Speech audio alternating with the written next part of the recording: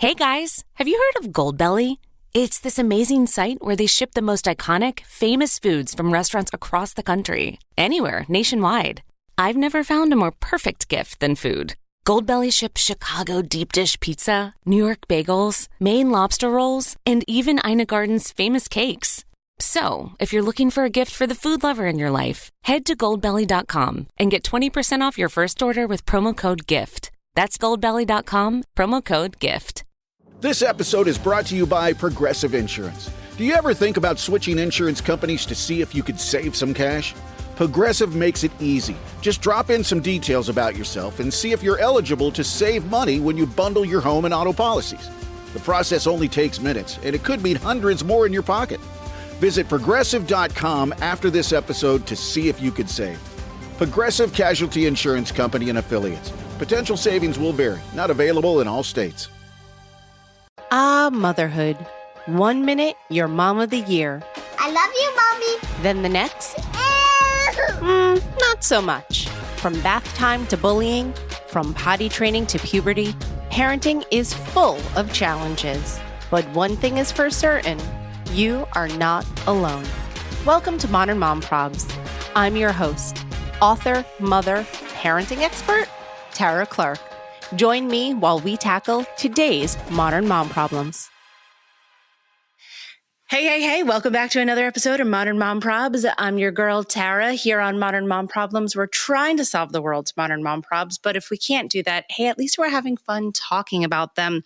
Today, we're going to be talking about entrepreneurism and motherhood. I am joined by Brynn Putnam. She is the founder of The Mirror, which she later went on to sell that company, and now she has a brand new project that she's working on called Board. And it is so cool. We're going to be talking all about that new project and what it's like to raise these projects alongside of raising a family. We're going to be talking about all the things. So without further ado, Brynn, welcome to the show. Thanks so much for having me. I'm so excited to be chatting with you about the Board, the Mirror, your background, your journey, all of the things.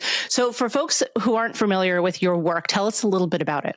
So I am formerly the CEO and founder of a company called Mirror, which was a full-length mirror that streamed workouts to people in their homes that we sold to Lululemon in 2020.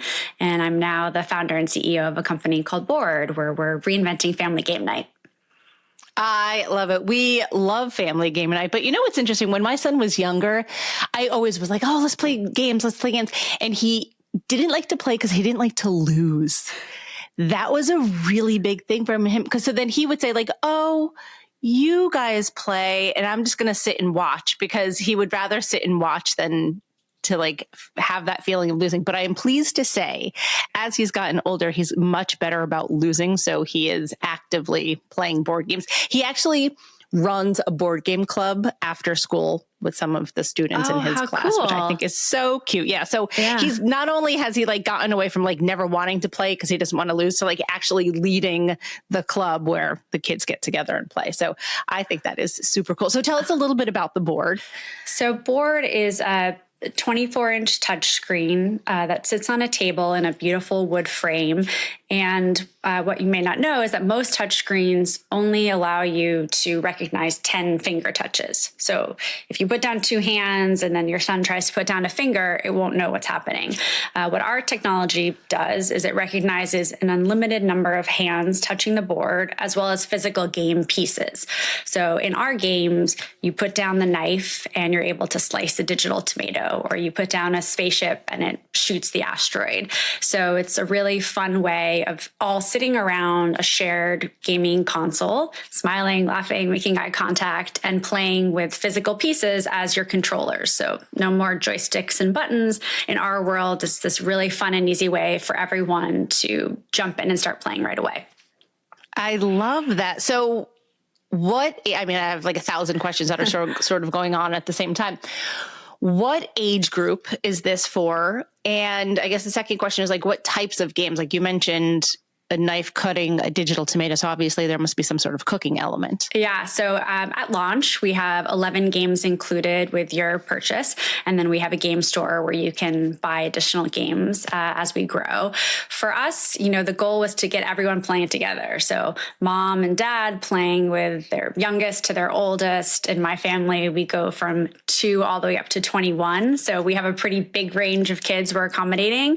So in the cooking game, for example, you're all working together to manage a busy kitchen. My little one, my 2-year-old, is in charge of the sponge. She cleans.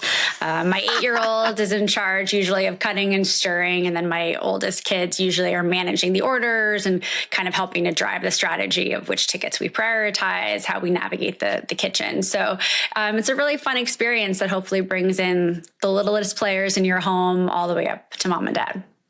I love that. So what inspired this? Obviously, you had Mirror, which is like a totally different genre altogether, but probably somewhat similar technology. Like, what made you think board needs to exist? Yeah. So after I sold Mirror, I stayed on for a little bit. And then when I left and sort of started thinking about what I wanted to do next, I really felt like my priorities had shifted. So Mirror was about my body, my health, learning how to work out as a newly pregnant mom.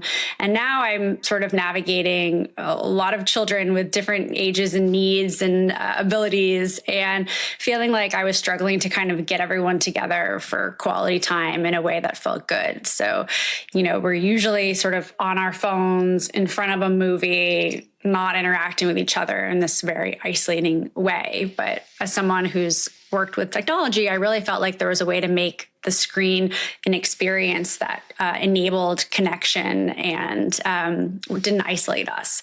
And so for me, games have always been part of how I connected. And it felt like there was this really interesting gap between kind of interactive video games and the nice, tangible feel of playing with physical pieces in board games. And so that's where we live, kind of at that intersection of video game magic with board game feel.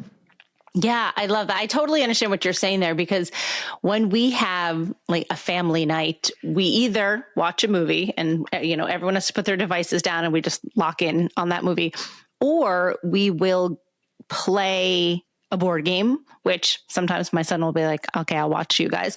Or the third option is that we'll get together and play Nintendo Switch. Maybe we'll play, Mario Kart or Smash Brothers or something like that. But those are all with the controller, and we're all sort of, maybe sitting in different chairs, different things like that. But I love the concept of having the board on the table where you're still gathered around the table playing together. So it is both digital and analog at the same time. Yeah, absolutely. I mean, we do all those things as well. I think we found that with board games, sometimes we just didn't have the energy, honestly, to sort of set them up and learn the rules. Yeah. And well, there's so many rules. It's a lot, it's a commitment to play a board game. Yeah, it is. And then with video games, not everyone has the hand-eye coordination, to myself included, to sort of manage modern day controllers. My littlest couldn't really participate. And there was sort of something lacking because you're not really, eye to eye making contact. You're sort of fully immersed. And, movies are great, but they're passive. It's not interactive. And so we were trying to kind of bring the best of all these worlds together in a way where it felt easy for everyone and just felt like good fun. Yeah, no, that is good fun. So I want to talk about your journey as an entrepreneur. Did you know from when you were a small child that you wanted to build companies? No, not at all. It's funny, I have to laugh. No, I spent most of my young life actually as a ballerina. So from the very youngest age of 3 into my late 20s, I was a professional dancer and had never had any experience with technology or anything outside of dance. That's amazing to make the shift. So, okay, so here you are, you're finishing up your dance career and you say, I want to pursue creating something that virtually didn't exist. Like what you created was so novel and so ingenious at the time that you're like, this needs to come into the world. No, honestly, it always for me, building businesses has always started from just a personal problem, something that has frustrated me. And so at that point, I was retiring from dance and I didn't know how to go to the gym. Like I didn't know how to lift weights. I didn't know how to run. And so I kind of set out to try to figure out my own workouts outside of ballet, which led to me learning a lot about exercise science and feeling like there was this real gap between how professional athletes train and how the average mom and dad work out. And so I opened a bricks and mortar gym. And the catch was the only space that I could afford to open with my meager savings was a room in a Russian church. So we couldn't put in traditional large gym equipment. And so I ended up basically inventing like a wall mounted cable tower made out of sailing lines and pulleys and rubber bands so that I could open a studio in this very small space. And Mir was the same, sort of fast forward. I was newly pregnant. I couldn't really make group fitness classes work for me anymore, my schedule or my body. And so Mir came about because I was trying to figure out how to take the studio experience and bring it to me in my home as sort of a newly pregnant mom. So amazing. I think you never really know where you're going when you start to work on something. Usually you just start from sort of personal frustration. Yeah, I think that's really the best. And I speak to many entrepreneurs who say the same thing. It's like, I found a hole in the market. It was something that I needed, or it was a message that I needed to hear. And so I wrote it and I pursued it and all of those things. And so I think that's absolutely fantastic. As a founder and as a mother, how has parenthood shaped the way that you approach building these businesses? Completely changed me, I think. I think your work can always expand to fit more and more hours. And certainly when I was building my first business, I feel like I really struggled to sort of turn off or stop or put in guardrails. And with 1 kid and 2 kids and now 3 step kids, I think I'm just much more efficient with my time. And I do a much better job of understanding when balls are important and need to be juggled versus balls can be dropped. So I think I'm much better at time management now. And I'm honestly much better at being present when I'm present. I think before I definitely prioritized quantity of time with my son versus quality of time. And now I really try to be there and available in the time that I have with my kids. Yes, I've heard that a lot from a lot of different folks about that. It's not necessarily the quantity as much as it is the quality. As long as you're present and you're face to face and you're fully engaged in what you're doing and what you're talking about, it's so much more important than just spending every single hour of the day together. Yeah. And I think it's realizing also what sorts of activities you both derive joy from. I think the first go around, I sort of had this image of what a mom does, what a good mom does. And I didn't like all of those things. And so I would spend the limited time I had with my kids sometimes doing things that felt like a sacrifice for me. And now I feel like I really have worked hard to try to figure out, maybe the playground isn't a fit for me. But I really enjoy making up stories for my kids from my imagination. And so that's something we do, every night is we make up stories and we make up songs and we tell them together. So I think it's figuring out what motherhood looks like for you. That has also been really helpful.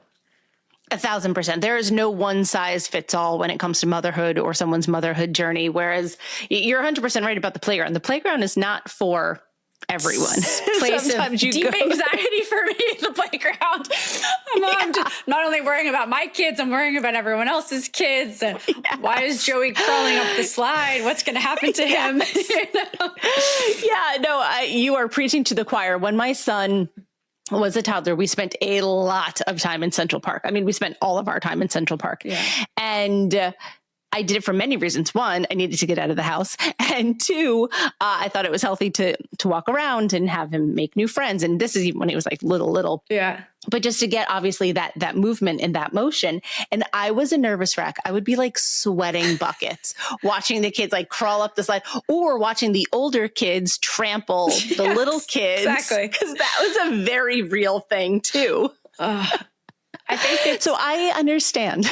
It's been, I have a friend who lives in Paris, and she's like, you see kids at nice restaurants, late at night, you see kids going grocery shopping with their parents. And I don't know if this is a Parisian way of life, but I think that's been more of how our family has evolved, as we try to sort of integrate the kids into grown-up activities. We go grocery shopping with them, we go to the museum, we go out to nice dinners with them, and we know that it won't be a perfect experience because they are little, but it'll be one in which we're all kind of participating and finding connection. Yeah, no, it makes a big difference. We lived in the Upper East Side until my son was 4, and then we moved out to New Jersey. And when he was a baby, up until he was 4, we did all of the museums, all of the restaurants, all of the stuff together that you would do still in the city life. And even now, we are very close as a family. Like I said, we do the board games and TV, movie night and all that kind of stuff. But we are a really solid unit because, to your point earlier, when we are together, we are firmly together. And all three of us are making that choice that we love to be together. We want to be together. We're choosing to be together. In fact, just last night, my son, it was so cute. He said something to my husband like, no, I want to hang out with you guys right now. Like, I want to hang out. Like, he could have the option to go like call his friends on the phone or something. And he was like, no, I want to be with you. And it's like, that's all I ever hope for. It's wonderful. It makes me so happy to hear that. So I'm like, yes, please hang out with us. We love it. So sweet. At the age of 13, so many other kids are like, all right, see you guys later. We're out of here. But we've laid that foundation very early, and we've worked towards that literally every day to getting to the point where we do want to be together. We're choosing to be together. We're choosing to be present and make memories and talk about, silly things, serious things and silly things, all of the things together. Yeah. And I think it doesn't mean, at least for me, that you're managing every single interaction with your child. I think we've tried also to say, you can play your Legos over here. I'm going to read the newspaper over here. And then I'm going to check in with you and see what you're building. And I think part of it is the exhaustion of feeling like you have to manage every single thing your child is doing while you're together, versus just sort of having nice moments of connection, but also like, parallel playing.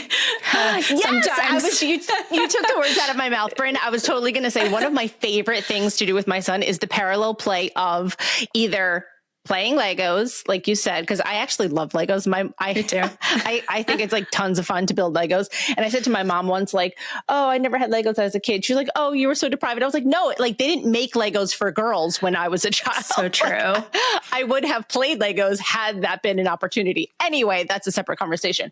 But I love when my son and I can sit down and play Legos quietly. Or sometimes we could sit on the couch and read independently, but we're both near each other. Or other times we'll sit at the breakfast bar in the kitchen and I'll be on my computer working and he's on, I don't know, maybe his computer or his iPad doing whatever else he's doing, probably gaming. And we're together, but we're not talking, but we're together. And it's wonderful. Yeah. Those moments are wonderful. You don't have to be on top of them every second of the day to your point of saying like, well, this is what you have to do and this is what you have to do. It's like, sometimes you just have to physically be in the same space. Absolutely. Yeah. I think especially when they're really little, they have like 10 or 15 seconds of attention anyway. So they're going to be moving pretty quickly through their activities. And it's a lot to keep up with a 2-3-year-old.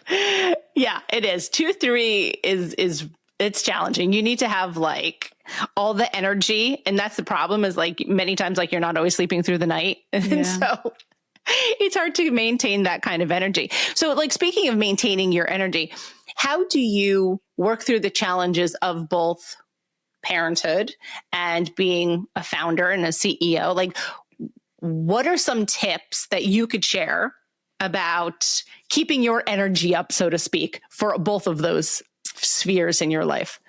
I think it's the biggest thing for me is sort of releasing myself from guilt in the moments when I choose to do things that are not about my children in that moment. So, if my husband and I, we used to sort of go out to dinner and then we would try to race home to catch them for the last 15 minutes before bedtime. And we give ourselves permission not to do that now, just to be present with each other at dinner without that anxiety of, reading the book and singing the songs, or, taking a night away. We do staycations and we go hang out at a hotel a few blocks away, and we sleep in and we hang out with each other. So I think it's the biggest thing for me for recharging is, in the moments where I am doing something away from my children, giving myself permission to enjoy those moments and not feel guilty about it. Yeah, that's such good advice. And to add my 2 cents about the dinner thing is oftentimes if you come back right before bedtime for that last 15 minutes, it's chaos. It's the worst. It's chaos because then the kids stay up so much later. Yeah. So really make it a point to come home after they go to sleep. Yeah, absolutely. Totally agree. I've learned that the hard way many times because you're like, oh, I'm just going to go home and give them a kiss on their forehead and read them a book. And then next thing you know, they don't go to sleep for another 90 minutes on top of that, when really you could have just come home 15 minutes later. Totally. Yeah. I think you should institutionalize a sleep kiss, wait until they're out and then go in and give them a little hug and don't destabilize the bedtime routine. No, it's true. I've learned that the hard way because at first I had the best of intentions to say, no, I really want to see them. And no, let them sleep. Let them sleep. Let the babysitter or whomever put them to bed. And then you go in after the fact.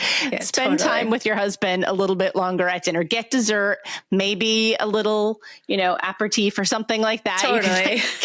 Like something afterwards. Yeah. Don't worry about bedtime there. Yeah. Exactly that. 100% that. Motherhood can it oftentimes is a shift in identity, right? And how has that shift how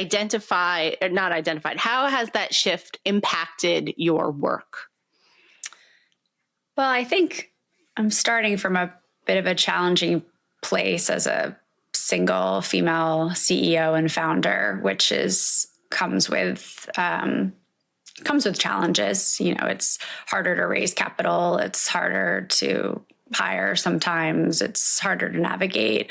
So, I think starting with that as a base, I think that one of the big challenges for me has been the degree to which I'm a public mom, or I'm a secret mom, if that makes sense.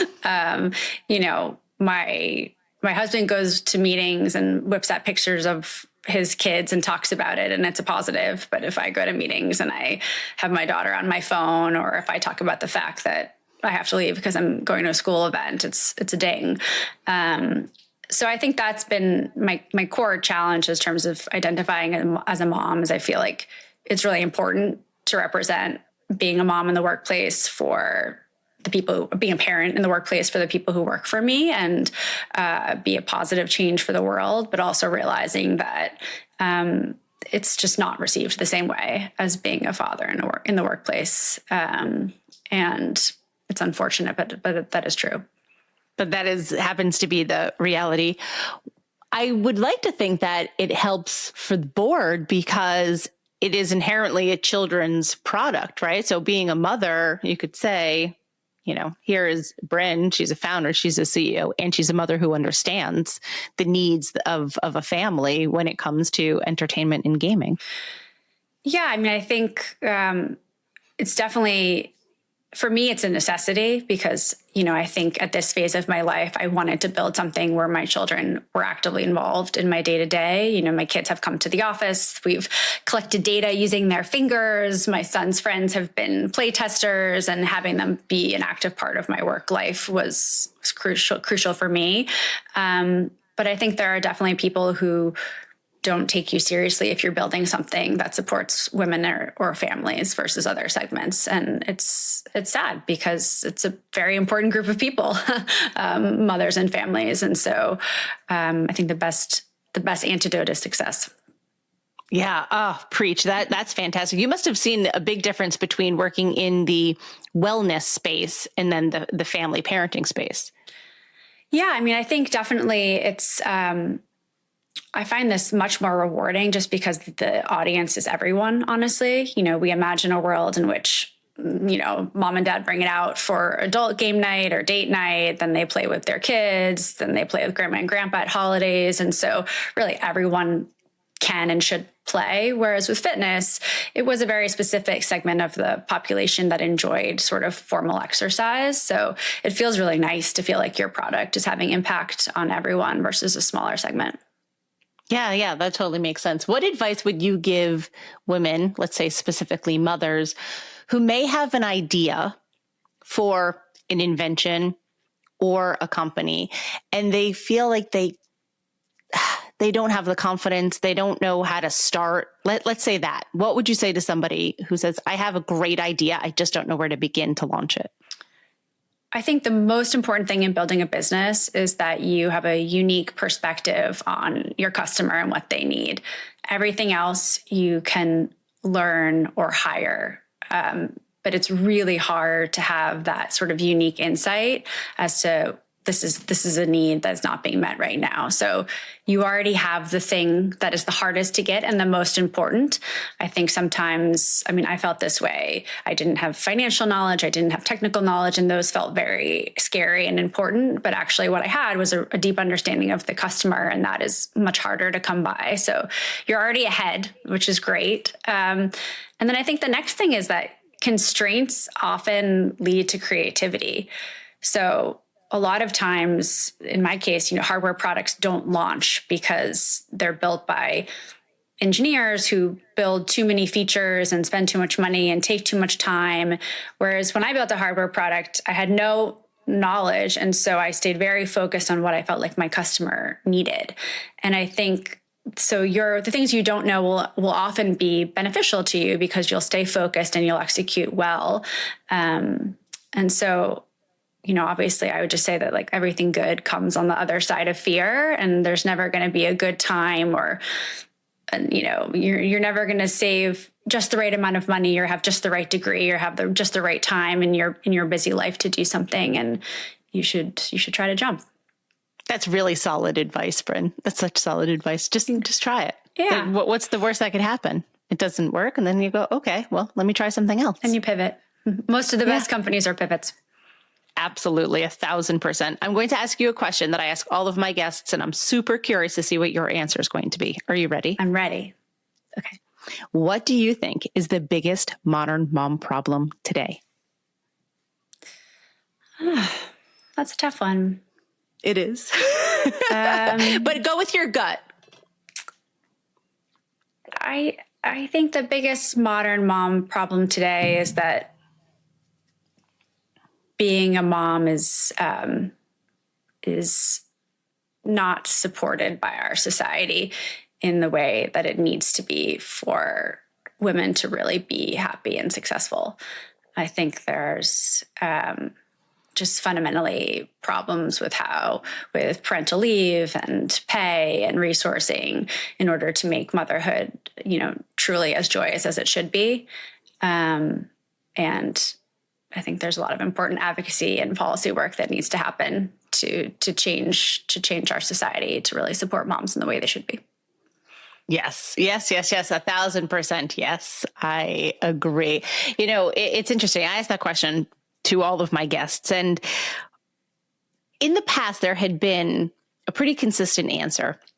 People were saying social media comparison. That was a really big one. And then probably in the last few, which it is a big thing anyway. Yeah. But in the last, I don't know, maybe month or so, people have really been giving me different answers, dynamic answers that I'm glad that everyone's. Why I love this question is because obviously everyone's coming from their own perspective on the same, main question. Yeah. But the answers lately, like I said, have been different. They aren't necessarily all, social media comparison being the theft of joy kind of answers. And I appreciate your perspective on that because that is absolutely true. a lack of whether it's parental leave or, just support in general is a major modern mom problem. Yeah. I mean, I think I come from like such a place of incredible privilege. I have just such an incredible team of people who help me to be able to juggle the things that I juggle, and I struggle. So I truly, I can't imagine how the average parent is juggling what they're juggling without the resources that are just fundamentally essential to be able to do it. So that to me feels like a systemic problem that we need to address as a society. Yeah, for sure. For sure. Tell everyone where we can learn more about the board and where they could buy it. When's it coming out? Tell us all the things. You can find Board on our website, board.fun, and you can follow us on social media also at board.fun. I love that you guys got the .fun. That is so much fun. You got to go with the fun website second time around.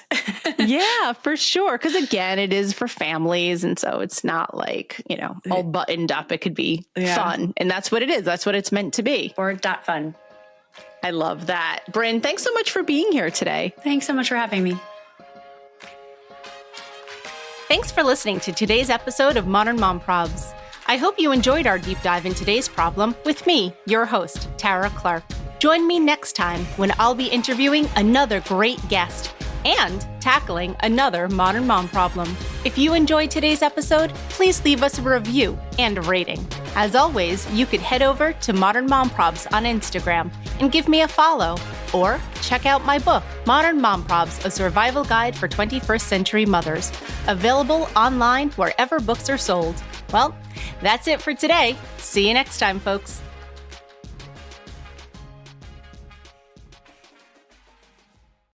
If you're a custodial supervisor at a local high school, you know that cleanliness is key, and that the best place to get cleaning supplies is from Grainger.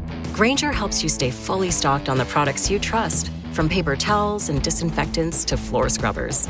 Plus, you can rely on Grainger for easy reordering, so you never run out of what you need. Call 1-800-GRAINGER, click Grainger.com, or just stop by. Grainger, for the ones who get it done.